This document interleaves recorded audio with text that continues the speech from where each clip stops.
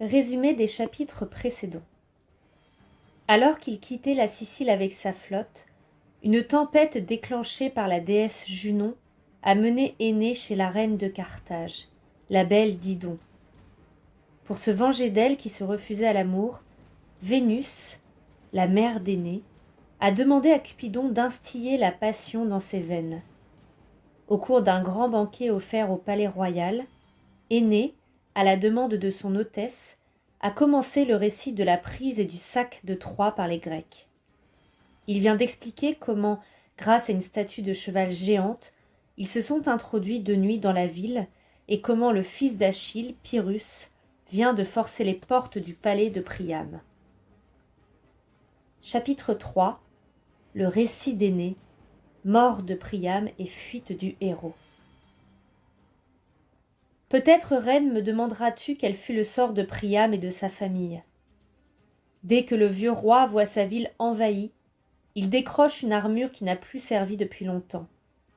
Il en charge ses épaules qui tremblent à cause du nombre de ses années.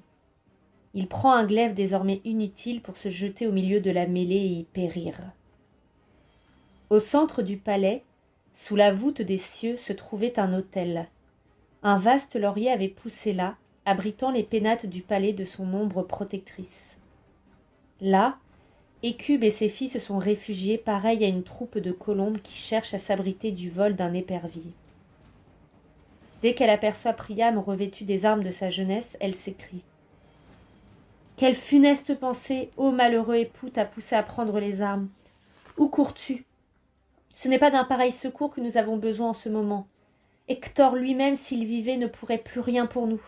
Allons, demeure ici, et si les dieux ne nous protègent pas, au moins nous mourrons ensemble. » Elle dit, et attirant à elle le vénérable vieillard, le fait asseoir dans l'enceinte sacrée. À ce moment, Polythès, un des fils de Priam, débouche dans les appartements royaux. Il est blessé et fuit devant Pyrrhus qui le serre de près, altéré de carnage. Déjà, le fils d'Achille le rejoint et le frappe de sa lance. Polythès se traîne jusqu'à l'autel auprès duquel ses parents sont assis. Il tombe devant leurs yeux et sa vie s'écoule hors de lui en même temps que tout son sang. C'est plus qu'en peut supporter Priam. Quoiqu'il soit sous le coup de la mort qui va bientôt le prendre, il se lève et apostrophe Pyrrhus en ces termes. « Ah, s'il est au ciel une justice, puissent les dieux te faire payer cher ton forfait, toi qui as souillé le front du père avec le sang de son fils.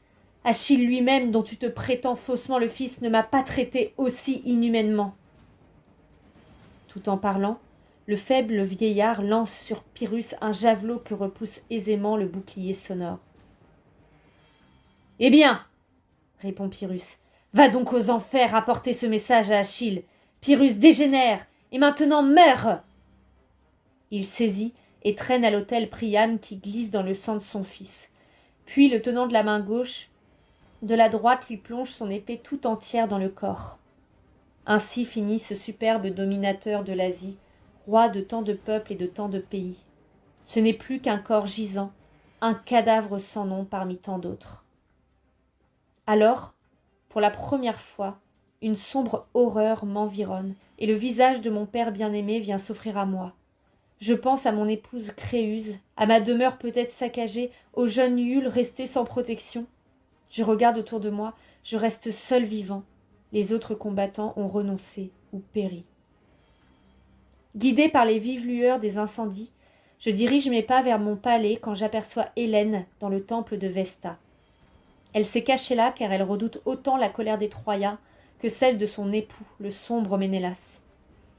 À sa vue, une fureur soudaine embrase mon cœur. Quoi? Je la laisserai vivre, elle qui est la cause de tous nos maux?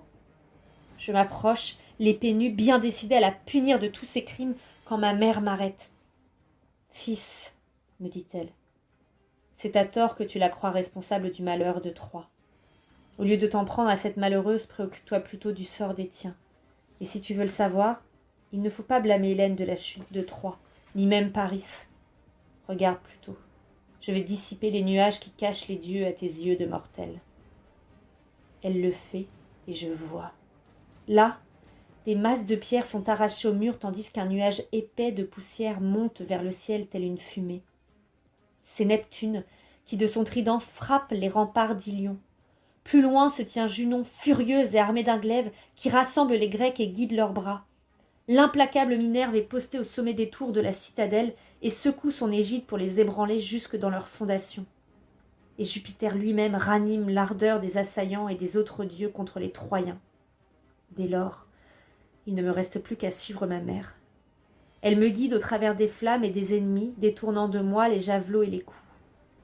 J'atteins ainsi sans encombre le seuil du palais paternel où m'attend mon père Anchise. Je lui expose mon intention de l'emmener à l'abri dans les collines. Lui refuse de survivre à la ruine de Troie et de souffrir les fatigues de l'exil. « Vous, dit-il, qui avez encore le sang et l'ardeur de la jeunesse, fuyez. Pour moi, si les dieux avaient voulu prolonger mes jours, ils auraient épargné ma demeure et ma ville. Mon lit funèbre sera ici, et peu importe de devoir me passer d'un tombeau. » Il dit et persiste dans sa décision malgré les supplications de Créuse et d'Iule qui le prient de ne pas ajouter à leur malheur la perte d'un père et d'un grand-père. Il refuse de bouger, persistant dans sa décision. De nouveau, je veux retourner au combat car dans mon désespoir, je ne souhaite plus rien d'autre que la mort. Je vais franchir le seuil une dernière fois, malgré les pleurs de ma tendre Créuse qui, serrant mes genoux, me présentule en disant « Si tu cours à la mort, emmène-nous au moins, pour que nous périssions avec toi. Ou alors, si tu penses que ton bras peut encore inverser le sort de la guerre, reste ici, à défendre ton père, ton fils, et celle que naguère tu considérais encore comme ton épouse. » Elle emplissait tout le palais de ses déplorations quand éclate un prodige étonnant. Tandis qu'elle presse Iule sur son sein, une flamme innocente et légère se met à briller au sommet de la tête enfantine, volette au-dessus de sa chevelure ondulée et semble se nourrir en brûlant sur son front. Effrayés, nous nous empressons de l'éteindre dans l'eau, mais mon père lève joyeusement les bras vers le ciel puis s'exclame « Puissant Jupiter, jette seulement un regard compatissant sur nous et confirme ce présage !» Aussitôt, le tonnerre retentit à gauche, tandis qu'une étoile détachée du firmament rayonne au-dessus du palais puis part se cacher dans les forêts qui couvrent le mont Ida pour nous montrer le chemin.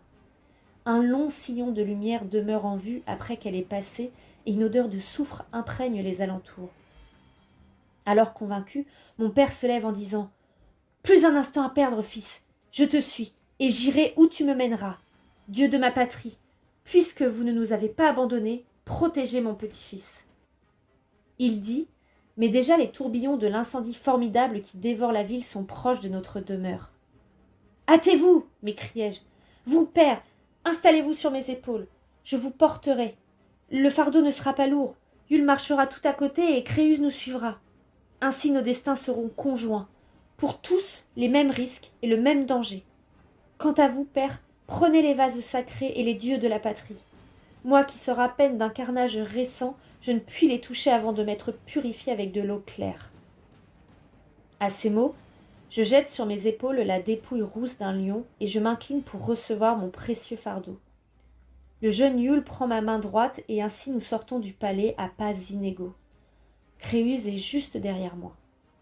Nous marchons un moment par de sombres chemins et moi, que ni les javelots, ni les flèches, ni les armes luisantes des bataillons de Grecs n'avaient pu effrayer, maintenant, le moindre souffle m'épouvante. Le plus petit bruit me fait sursauter. C'est parce que je crains pour mes compagnons et mon précieux fardeau. Enfin, je me trouve près des portes et je crois avoir échappé à tous les périls quand soudain, un bruit de pas précipité semble se faire entendre. Mon père tente comme il le peut de percer les ténèbres du regard. « Fuis, fils, dit-il. Fuis car ils approchent. J'aperçois des boucliers de bronze qui luisent. » Je ne sais quelle divinité ennemie vient alors frapper mon esprit d'égarement. Pendant que je précipite mes pas dans des sentiers écartés du bon chemin, Créuse, ma chère épouse, m'est ravie. Par quel coup du sort me fut-elle enlevée? J'ignore si elle s'arrêta, si elle s'égara ou si elle tomba, succombant à la fatigue, mais jamais elle ne reparut vivante à mes yeux. Comme je me hâte, je ne m'aperçois pas tout de suite de sa disparition. En réalité, c'est seulement quand j'atteins un ancien temple de Cérès qui est bâti hors des murs à flanc de la colline que je constate son absence. Sachant que nous nous y trouverons en sûreté, j'ai donné rendez-vous là à tous ceux de ma maisonnée. Tout le monde est présent. elle seule manque. Ah, dans mon désespoir, qui n'ai-je pas maudit parmi les hommes et les dieux? Confiant Anquise et Yule aux autres, je pars à sa recherche. Je cours vers Troie, bien décidé à parcourir toute la ville pour la retrouver. Je rejoins d'abord les remparts et la porte obscure par laquelle nous sommes sortis. Je reviens sur mes pas, tâche de voir malgré les ténèbres. Je pousse jusqu'au palais pour vérifier si, par hasard, elle y serait revenue. Les Grecs l'ont envahie et l'occupent en entier. Déjà des flammes dévorantes en atteignent le faîte et lancent dans la nuit des tourbillons d'étincelles. Je dirige alors mes pas vers le palais de Priam. Sous les amples portiques sont entassés tous les trésors arrachés aux temples et aux demeures princières, les vases d'or, les cratères, les bijoux, les armes brillantes. À proximité se tiennent les files tremblantes des femmes et des enfants promis à la servitude.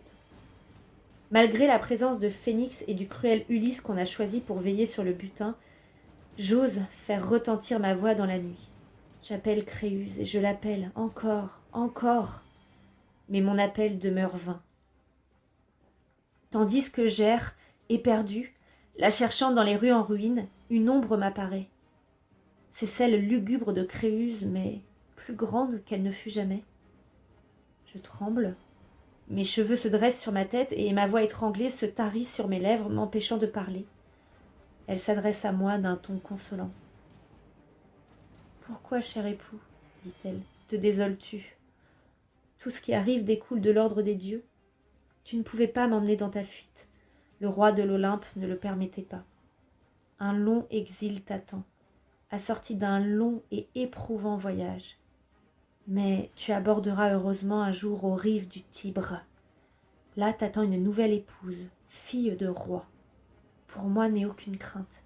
Je ne serai pas l'esclave des Grecs sur une terre étrangère, car les dieux me retiennent sur ces rivages-ci. Adieu. Conserve un tendre souvenir de notre amour mutuel.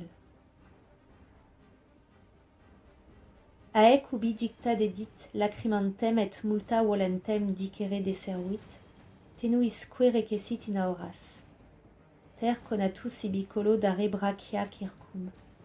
Ter frustra cum prensa manus effugit imago. Parle vibus ventis volucrique similima somno. Sur ces mots, alors que je pleure et que je veux lui dire 1000 choses, elle me quitte et s'évanouit dans l'air léger.